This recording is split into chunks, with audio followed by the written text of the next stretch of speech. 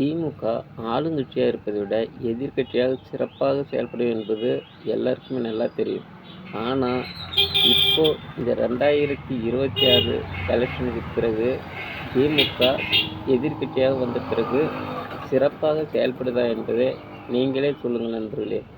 ஏன்னா விஜய் சிஎம் ஆன பிறகு அதை இவங்களால ஏற்றுக்கவே முடியல. இன்னும் 50 நாள் கிட்ட ஆகப்போகுது நண்பர்களே. இன்னும் அதை ஏற்றுக்கவே முடியல. இன்னும் சரியான ஒரு எதிர்க்கட்சியாக இன்னும் கிட்டத்தே வரமாட்டேங்கிறாங்க. ஏதோ பெணாத்திக்கிட்டு இருக்காங்க. நாதாரி முதலமைச்சருங்கிறாங்க, 20 சோப்பா மாடல் ஆட்டிங்கிறாங்க. இதுமாரி கேலி கிண்டலமாக தான் பண்ணிக்கிட்டு இருக்காங்களோ இங்கே. ஆனால் தாவக தரப்பிலேருந்து நல்ல என்ன சொல்கிறது, புட்டு வைக்கிறாங்க அவங்க செஞ்சதெல்லாம். மின்சாரத்துறையில் 2.5 லட்சம் கோடி ஊழலுங்கிறாங்க. அந்த வெள்ளரிகளை பாதி பேர் தான், அதாவது 1,44,000 பேர் 44,000 பேர் வேலைக்கு தேவை. அதில் 65,000 பேர் தான் இருக்காங்கங்கிறாங்க. அதுக்கு அடுத்து எடுத்துக்கிட்டா நிலக்கரியில் ஊழலுங்கிறாங்க.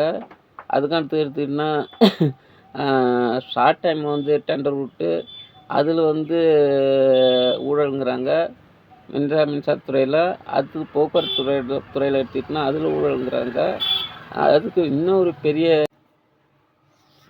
மொத்தம் 32 துறையை சேர்ந்த அமைச்சர்கள்கிட்ட சபரீசன் 16 துறையும் உதயநிதி 16 துறையும் எடுத்துட்டு பார்ட்டி ஃபண்டு வசூலித்ததாக குற்றச்சாட்டு வைக்கிறாங்க. இதுக்கெல்லாம் திமுக எந்தவித பதிலையும் தர மாட்டேங்குது. பார்ட்டி ஃபண்டுன்னு பார்ட்டியை எடுத்ததுமே சட்டமன்றத்திலேருந்து வெளியேறுறாங்க. அதை கேட்க கூட மாட்டேங்கிறாங்க.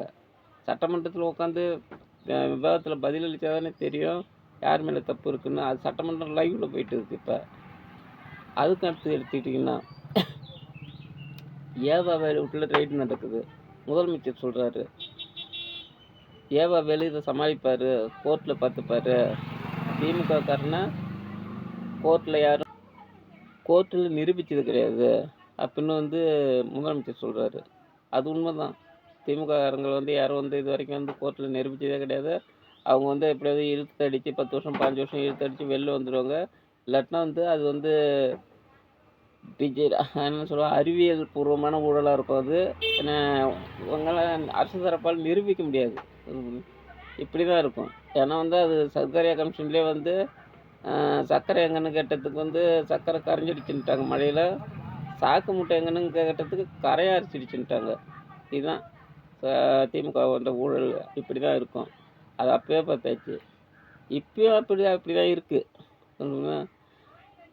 இந்த வார்த்தை ஸ்டாலின் சொல்கிறாரு. என்ன மக்களை விட்டு விலகி போய்கிட்டே இருக்காரு இப்போ. ஏன்னா ஒரு வார்த்தை சட்டமன்றத்திலையும் பேச மாட்டேங்கிறாரு, ஒரு மக்கள் தொடர்பான இதுக்கும் வெளியே வர மாட்டேங்கிறாரு. போய் சேலத்தில் உட்காந்துக்கிறாரு. ஒரு திரைப்பட இயக்குனரையும் பாரதி ராஜா இறந்துட்டாருன்னு சொல்கிறாங்க. அதுக்கும் போய் பார்க்கல. ஜெயக்குமார் தான் போனார். இப்போ எம்ஜிஆரால் கலையுலக வாரிசுன்னு வர்ணிக்கப்பட்ட, இல்லை சொல்லப்பட்ட, பல இடங்களில் சொல்லப்பட்ட, எம்ஜிஆரால் சொல்லப்பட்ட பாக்கியராஜ் இறந்ததுக்கு கூட அவர் போகல. இன்னத்துக்கு அவருடைய கட்சி அதிமுக தோற்றுவித்த எம்ஜிஆர் அவர்களால் சொல்லப்பட்ட வார்த்தை அது பாக்கியராஜுக்கு. அந்த அங்கீகாரம் எம்ஜிஆர் பாக்கியராஜ் கொடுத்துருந்தாரு. அவருடைய மறைவுக்கு கூட எடப்பாடி பழனிசாமி போக மாட்டேங்கிறாரு. அப்போ இவரை பார்த்தா மக்கள்கிட்ட விலகி போய்கிட்டே இருக்காரு. மக்கள் நம்மளை கைவிட்டுட்டாங்கன்னு நினைக்கிறாரோ என்னமோ அப்படி நினைக்க தோணுது. திமுகவில் திமுக ஸ்ரீதர் விளாசி தள்ளியிருக்காரு. என்ன சொல்லியிருக்காருன்னா, அவர் 2 பள்ளிக்கூடம் நடத்திட்டு இருந்திருக்காரு. ஒன்று தேனியில், இன்னொன்று தென்காட்சியில். இந்த ரெண்டுலேயும் ஏழை மக்களுக்காக அவர் பள்ளிக்கூடம் நடத்தியிருக்காரு. இதில் தென்காட்சியில் இருக்கிற பள்ளிக்கூடத்துக்கு பில்டிங் கட்டுறதுக்கு அப்ரூவ் வாங்கிறதுக்காக போயிருக்காரு. அதுக்கு திமுககாரங்க அந்த அப்ரூவல் தராமல் இழுத்து அடித்து லஞ்சமாக பணம் கேட்டுருக்காங்க. அதுக்கு இவர் இதே தர்றேங்கிறாரு. நான் அப்ரூவ்டே தரமாட்டேன்றாங்க. நான் அவ்வளோ அலங்கரிக்கப்பட்டேன் அப்படின்னு சொல்லிட்டு இருந்தார். இப்போ தாவைக்கு ஆட்சிக்கு வந்ததும் அது வந்து எந்தவித செலவும் இல்லாம, ஒரு பைசா லஞ்சம் இல்லாம, எந்தவித சிரமமின்றி அந்த அப்ரூவல் குடுத்துருக்காங்க. இன்னைக்கு வந்து பள்ளி கட்டடம் வந்து சிறப்பா கட்ட கட்டப்பட்டிருக்குது பட்டுக்கிட்டு இருக்கு. இது வந்து ரொம்ப ஆரோக்கியமான விஷயம் அப்படின்னு வந்து தவேகா அரசு பாராட்டியிருந்தாரு. அதுக்கு வந்து திமுககாரங்க வந்து பெரும் நெருக்கடிய வந்து அவருக்கு குடுத்ததா சொல்றாரு. அதுக்கு வந்து நான் பயப்பட மாட்டேன். நான் சாகறதுக்கே வந்து துணிஞ்ச சாகறதுக்கே பயமில்லாதவன் நானு. அ நீங்க வந்து என்ன பயமுறுத்தலாம் முடியாது. நீயும் இதுக்காக வந்து நீ என்ன வந்து தாவக சொம்போ, இல்ல தாவக கொத்தடிமையோ, இல்ல தாவகக்காரனோ எப்படி வேணாலும் சொல்லிட்டு போ. அத பத்தி எனக்கு பயம் இல்ல. ஆனா, உங்களுக்கு மனசாட்சி இருந்தா, நீங்க கொள்ளையடிக்கிற பணத்திலிருந்து அந்த பணத்த எங்க வச்சிருக்கீங்களோ, அத எடுத்தாந்து மக்கள்கிட்ட குடுங்க பாப்போம். இத வந்து நான் வந்து உங்களாட்டம் சொகுசு வாழ்க்கையிலேருந்து வரல. நான் தமிழ் வழியில படிச்சு, அ அடிப்படை ம் குடும்பத்திலேருந்து ஒரு சாதாரண குடும்பத்திலேருந்து நான் மேல வந்தவன். இத நான் சொல்றேன். நீங்க வந்து இத செஞ்சு பாருங்க அப்படின்னு இந்த வார்த்தைய வந்து ஒரு என்ன சொல்றது? ஒரு நெ சர்ம சங்கடமான ஒரு நிலைக்கு வந்து நான் தள்ளப்பட்டுருக்கேன். இத நீங்க செய்யுங்க. உங்க மனசாட்சிக்கு இடம் இருந்தா அப்படின்னு வந்து இந்த வார்த்தைய சொல்றாரு.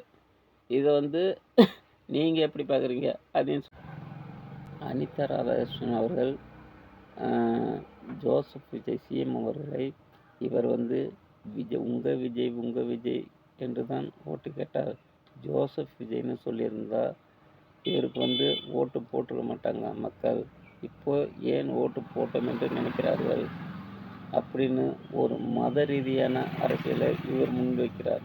அப்ப இவரு வந்து ராஜா 2024லே சொல்றாரு. இவர் வந்து விஜய் இல்லை. இவர் வந்து ஜோசப் விஜய் அப்படின்னு. அது நான் ஜோசப் விஜய் தான்னு அவரும் வந்து தன் பேரை சொல்லிட்டாரு. அதுக்கப்புறம் விக்கிரவாண்டி முதல் மாநாட்டிலையும் ஜோசப் விஜய்ன்னு அறிவிச்சாரு. மதுரை மாநாட்டிலையும் ஜோசப் விஜய்ன்னு தான் அறிவிச்சாரு. இதெல்லாம் இப்ப ஏன் பேசுறாங்கன்னு தெரியல.